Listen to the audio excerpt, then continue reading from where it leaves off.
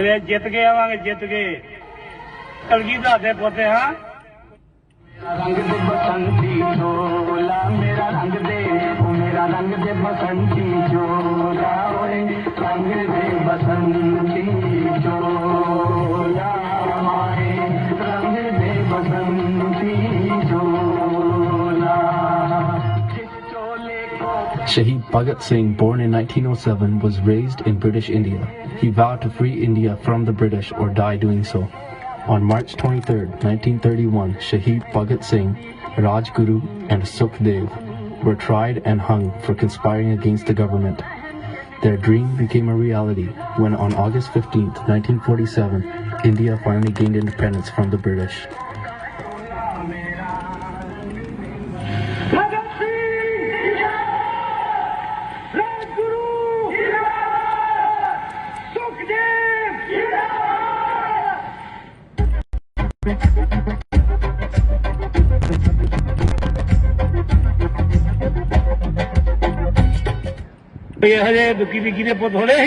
Afghan कूकदा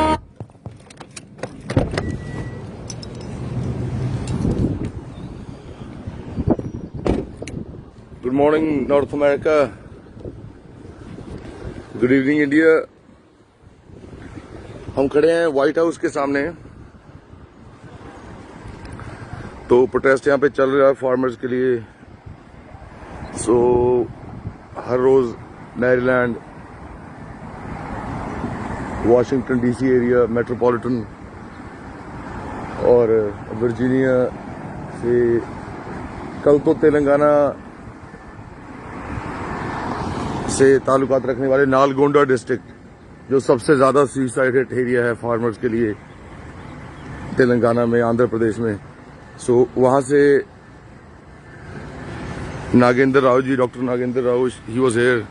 he is the president of Indian council for American Indians. आज का दिन बहुत महत्वपूर्ण है, बहुत चीजों की वजह से। और आपको पता है अमेरिका में वैसे भी ये एग्रीकल्चर डे जो था उसका वीक चल रहा है अभी। These are not just coincidences. मतलब आज की we all the youth of India today, who were born in India or who love India or who love the idea of a free, sovereign, secular India, because we all have the responsibility laid on us, our shoulders, by our elder brother Shaheed Bhagat Singh Ji. So we all grandsons of Sardar Arjan Singh, sons of Sardar Kishan Singh, and nephews of the ruler of Indian peasantry, Sardar Chacha Ajit Singh Ji. So, as we all know, India, Bhagat Singh, peasantry, this is like a story of family which have all the ideas of freedom, liberty, equality, so a family filled with, revolutionaries, So we cannot look at Bhagat Singh out of his family's context, right? Because he was very influenced by his uncle Chacha Ajit Singh since early days. Even if you might have seen in the movies, Bhagat Singh movies, I think almost all the movies have this kind of, or books have this, about him, that, he's kind of planting guns in a field, agriculture field. So technically, had he been, iron, ਜਿਹੜੇ ਲੋਹਾਰ ਹੁੰਦੇ ਨੇ, so Iron Smith's son, he would have probably talked about making guns in an arm, like, in a furnace. Had he been, from some other profession, I'm just thinking maybe a carpenter, he thought of making something with maybe wood, But he talked about planting guns in the idea that, like, a small kid, barely 7 years old, had the idea of doing it. And also Like was in his blood. He had freedom in one. He had the flag of agriculture in another hand. So he cannot be looked outside agriculture. Chacha Ajit Singh, the day he was released from the prison of Mandalay, because Chacha Ajit Singh's story has been totally forgotten in pages of history today. So it is just lost somewhere. So we don't even know about him. He was called the ruler of Indian peasantry by the Indian National Congress at Calcutta, their Calcutta Union in 1906, and he was referred to as, the ruler of Indian peasantry by Lokmanya Tilak ji himself. So India के context से बाहर अगर आप देखोगे, और peasantry context के बाहर आप देखोगे, you cannot imagine a country. There is nothing, हमारे पास अगर हमारी एग्रीकल्चर ही नहीं है तो हमारा कंट्री नहीं है. There is no culture without agriculture. ये लोगों को यहाँ भी समझ आ चुका है, अमेरिका में भी सब जगह पे लोगों को पता है. सो हमारे ऊपर बहुत रिस्पॉन्सिबिलिटीज हैं. और फिर आप बात करें साहबा की, जिसको 19 वर्ष की आयु में फांसी, तो ये दोनों इन्फ्लुएंसर्स थे.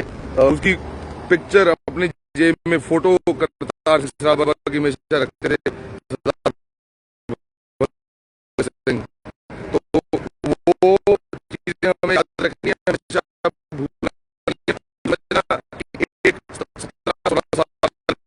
अमेरिका था, ठीक है, और उसके बाद वो बंदा के लिए मतलब हर चीज आंदोलन में वो था, बोलते हैं उड़ता हुआ सांप, कि flying snake, that he was pretty much everywhere. मतलब रात को छापते थे वो अखबार गदर पार्टी के लिए, बाबा सोहन सिंह भकना और जो भी रेवोल्यूशनरी गदर पार्टी के थे, तो दिन में लिखते थे, रात को छापते थे, सुबह अखबार बांटते थे. तो सबसे ज्यादा क्रांतिकारी थे वो. सो बातें हमें समझनी बहुत जरूरी है कि हमारा इतिहास क्या है और हम किससे बिलोंग करते हैं. और 1907 में 1907 में जिस साल शहीद भगत सिंह का जन्म भी हुआ है, सितंबर 17, तो उस दिन उसी साल सेम ईयर भारत माता सोसाइटी का निर्माण किया चाचा अजीत सिंह ने. सो भारत माता सोसाइटी क्या थी? वो एक सब लोगों को संगठित करना, क्योंकि आपको देखना है उनकी सोच के बारे में समझे चाचा अजीत सिंह की. वो 3 शब्दों के अंदर उनकी सोच को अगर बयान करना हो तो उनकी सोच होगी संगठित. सबसे जरूरी काम कि सब लोग संगठित हो जाएं, चाहे वो किसी भी धर्म के हैं. उनके आपने गाना भी, पोएम थी जो बाद में मूवी में गाना बना, पगड़ी संभाल जट्टा. सो पगड़ी संभाल जट्टा लाला बांके दयाल जी ने जो पोएम लिखी थी, सो वो हिंदू थे, ठीक है. और उसके बाद उनके सूफी अंबाराम और बहुत मुस्लिम फ्रेंड्स भी थे उनके. तो सबने किसानों की एकता के लिए जो हमारा नारा देते हैं, किसान एकता जिंदाबाद, उसको एस्टैब्लिश किया इसके लिए, और उस पर उन्होंने सबको संगठित किया. और ये बात भी जाननी होगी, हर जगह जहाँ पे भी किसानों का कोई आंदोलन हुआ है, चाहे खेड़ा आंदोलन हो, चाहे बारडोली आंदोलन हो, चंपारण आंदोलन हो, और जितने भी आंदोलन 1907 ये सौभाग्य है सरदारों का, समझ लीजिए हमारे किसान भाइयों का, कि इन्होंने सबसे पहले घुटने टिकाए अंग्रेजों के. 1907 में पहले टिकाए पंजाब लैंड एलियनेशन एक्ट में, ठीक है ना. उसके बाद मतलब दोबारा जो रेवेन्यू बढ़ा दिया था उस पर, मतलब हमेशा हमने घुटने टिकाए हैं उस हुकूमत के जहाँ पे हमारे पास जमहूरियत नहीं थी. अब तो हमने चुनी है हुकूमत. वो आंदोलन 9 महीने चला था, अभी तो 9 महीने से आधा वक्त हुआ है. तो हम तो मतलब किसान है वो आज तक कभी जंग नहीं हारे देश के इतिहास में, आप देख लें. और फिर उन्होंने मांडले की जेल काटी, उन्होंने कितनी काटी चाचा जी ने, और देश ने फ्रांस, जर्मनी, ब्राजील, हर जगह किसानी का जुल्म किया. सो हमें ये सारी बातों को ध्यान रखना चाहिए. फैमिली का इतिहास है यहाँ. और मैं जिक्र योग बताना चाहूंगा, जो आज हमारे भाई हैं डॉक्टर स्वयं सिंह टिकरी बॉर्डर पे जो काम कर रहे हैं, उनको फॉलो करना चाहिए हर यूथ को. उनको मैसेजेस जो उनके वीडियोस वगैरह वायरल हो रहे हैं, जो भी है, मतलब उनको वॉच करो ध्यान से, उस कंटेंट को सुनना चाहिए हमें कि वो बात क्या हो रही है. क्योंकि उनकी फैमिली भी कुछ इस तरह क्रांतिकारियों की फैमिली है। सो आपको जो ये आंदोलन जीवी है ना, हमारा खून है जो, तो आप बता दें आपको कि करतार सिंह सराभा जो थे 15 मिनट किसी से बात कर लेते थे। एक बार एक कहानी हमने सुनी थी कि करतार सिंह सराभा किसी बहुत उच्च पुलिस अधिकारी के साथ ट्रैवल कर रहे थे ट्रेन में जलंधर से अंबाला, तो कुछ 3 घंटे 2 घंटे का सफर था और उसके बीच में उनकी बातें हुई उससे और सब कुछ, और फाइनली जब वो अंबाला में उन्होंने ट्रेन को अनबोर्ड किया, उस टाइम पे वो बोलते हैं कि भैया जब भी तुम्हें नेक्स्ट म्यूटनी करनी है, बगावत कुछ भी करनी हो, तो अंबाले के बंदूक खाने की चाबियां, आर्मरी की चाबियां मेरे से ले जाना। सो भैया वो किसी को भी क्रांतिकारी बनाने वाली सोच रखते थे और सबको जोड़ने वाली सोच रखते थे। तो मैं स्पेशली नॉर्थ अमेरिका में जैसे टोरंटो में भी रैली है, आई थिंक एक तिरंगा रैली, जो कुछ हमारे कह लो कि मैं अब इसको सपोर्टर किसके बोलूं, मैं इंडिया के सपोर्टर बोलना चाहता हूं, पर समझ नहीं आ रहा कि इंडिया के किस तरह के बोलूं, कि इसका मतलब ये है कि भैया सबको आपको बता दें, सबसे ऊपर रखेंगे देश का झंडा, पूरा करके रहेंगे किसान एजेंडा। सारे किसान इंडियन है भैया, ये इंडियन फार्मर की बात हो रही है, हम कोई किसी और मुल्क के फार्मर की बात नहीं कर रहे हैं यहाँ पे, हम चाइनीज फार्मरों की बात नहीं कर रहे, अभी इंग्लिश फार्मर्स की बात हो रही है, इंडियन फार्मर्स की। और ये अब आंदोलन सब फार्मर्स जो हैं पूरी दुनिया के सपोर्ट भी कर रहे हैं इसको। सो आपको ये समझना है कि भैया आप इंडिया के आइडिया से अलग नहीं कर सकते एग्रीकल्चर को, पहली बात तो ये। दूसरी बात, हर फार्मर जो कर रहा है वहां प्रोटेस्ट, वो इंडियन है, ठीक है ना भैया। तो ये तो फिर मैं इसको बोलूंगा, एक किसानों का ही प्रोटेस्ट हुआ, तो आप थोड़ा ध्यान में रखें। जो पुलिस है, लॉ एनफोर्समेंट है, वो सबने कोविड के रिस्ट्रिक्शंस लगाए हैं और बहुत ज्यादा वहां पे टिकट्स और ये सब कुछ सबको मिलने के चांसेस हैं, और अगर कोई करेगा तो क्रिमिनल चार्जेस भी पेश किए जाएंगे वहां पे। तो हम स्पेशली मैसेज देना चाहते हैं कुछ लोगों को, अब क्लैरिटी आपने मिशन को पता नहीं है कि विजन ये किसान आंदोलन चला के लिए हो रहा है। सो वही चाचा अजीत सिंह के दूसरे शब्द पे सत्याग्रह। सो पहला संगठित, फिर सत्याग्रह और फिर संविधान, इस संविधान के दायरे में रहना है, कानून के दायरे में रहना है। और जो सत्याग्रह शब्द है उसके अंदर तुम्हें शब्दों से भी वायलेंस नहीं करनी, जबरदस्ती किसी को। आप सोचें कि अगर आपके घर पे कोई बंदा आपसे कोई काम करवाने आया तो उसने पहले आपको गाली दी, आपको भद्र भाषा का उपयोग किया, फिर उसने आपके घर वालों को दी, आपके मदद को भी शायद दी, जो भी किया, मतलब पर्सनली उसने बुरी हर्टिंग चीजें बोली आपको, और आपको उसने फिजिकली भी असॉल्ट करने की शायद कोशिश की या किया, उसने इंटिमिडेटिंग बिहेवियर दिखाया, तो भैया आप उसकी बात मानोगे? आई डाउट कि माना जाएगा, कोई ऐसा होगा जो। सो ये बात, हाउ यू से it matters more than what you से। सो आप ध्यान रखें कि आप अपनी शब्दावली क्या रखते हैं आंदोलन के लिए। अगर आप आंदोलन को सपोर्ट करना चाह रहे हैं, आपके दिल में आंदोलन हर किसान के साथ खड़ा है, मेरे को पता है, यहाँ पे इंडियन भी और सब लोग यहाँ पे, उनकी सिंपैथी, उनकी सोच सबकी किसानों के साथ है। बट द पॉइंट इज, हमें ये देखना है कि हम उनकी सपोर्ट करने के लिए जो आए हैं, पहले तो हम बहुत थैंकफुल सबके जो है सपोर्ट कर रहे हैं सब कुछ। बस ये देखना है कि हम रास्ते किस पे चल रहे हैं, भगत सिंह के रास्ते पे चल रहे हैं, हम चाचा अजीत सिंह के रास्ते पे चल रहे हैं, संगठित सोच लेके कि हम और रास्ते पे चल रहे हैं। वही तो नैरेटिव बिल्ड करना चाहिए सबकी भारत में। सो वो नैरेटिव में करना है अपने आप को कि कुछ हम आप सोचेंगे कि हम कौम है, हम जी कौम है, हमें डॉक्टर स्वयं की तरफ देखना है, जो आगे हमारे युवा नेता है जो उठते हैं लोगों को, हमें देखना है नेताओं की तरफ। तो भैया हमें कोई ऐसी भाषा का उपयोग नहीं करना जो किसी भी धर्म या किसी भी तरह के, मैं तो बोलूंगा किसी इंसान का जो भी कोई सोच हो, किसी के खिलाफ नहीं रखनी, और हमें अपना बेस्ट डिस्प्ले करना है बिहेवियर। क्योंकि ऐसी भी बातें हुई है कई बार कि कुछ लोगों ने बाद में हुल्लड़बाजी करी है, वहां रुक के कुछ और तमाशा करा है, और अब मैं ज्यादा डिटेल में जाऊंगा, सबको पता है वो क्या तमाशा किया है। और इसलिए हमें उन चीजों का ध्यान रखना है कनाडा में, और टोरंटो वाली रैली मॉडल रैली होनी चाहिए पूरे कनाडा के लिए। तो हम वहां पे ग्राउंड पे हमारी टीम भी होगी और भी लोग होंगे। सो भैया तिरंगा झंडा पकड़ना, भारत माता सोसाइटी या भारत माता, गौ माता, जो सारी माताएं हमारे साथ हैं किसानों के। सो किसान मात्र ये हमारे साथ, गाय, हमारी बैल, हमारे घोड़े, ये तो हमारे सबसे बढ़िया साथी हैं, ये तो उन गद्दारों से अच्छे हैं। आप बताएं, लाला लाजपत राय हिंदू थे, उनकी मौत का बदला क्यों नहीं लिया किसी इन्होंने? ये हमेशा सारा दिन राजनीति करते हैं, चीजों पे अपने आप को बोलते हैं जी हम सामाजिक मुखौटा पहन के रखते हैं हमेशा। तो भैया आपसे पूछने वाला हो कोई कि आप तो मेरे को लग रहा है हेड वॉर की ना वो भूल गए हैं सोच कि वो क्या सोचती उनकी, ठीक है ना। तो आप थोड़ा हिसाब किताब लगा के रखा करो भैया। किसान आंदोलन में हमेशा हर किसान, चाहे डांडी सत्याग्रह, खेड़ा, बारडोली, झंडा पीछे छोड़ के तिरंगे के नीचे, ठीक है ना। तो सोच अपनी थोड़ी ठीक रखो और जबरदस्ती प्रूव करने की जरूरत नहीं है किसी को। रैली में भी, किसी भी चीज में, किसी भी ऐसे एंटी सोशल एलिमेंट को खबर इंटेल है हमारे पास हर चीज की कि क्या मंशा से ट्रिनिटी कॉमन्स को चूज किया गया है। तो भैया क्यों आप जबरदस्ती इंटाइज करना चाह रहे हो लोगों को? लोग एक दूसरे के साथ प्यार से रहना चाहते हैं, ठीक है भाई साहब।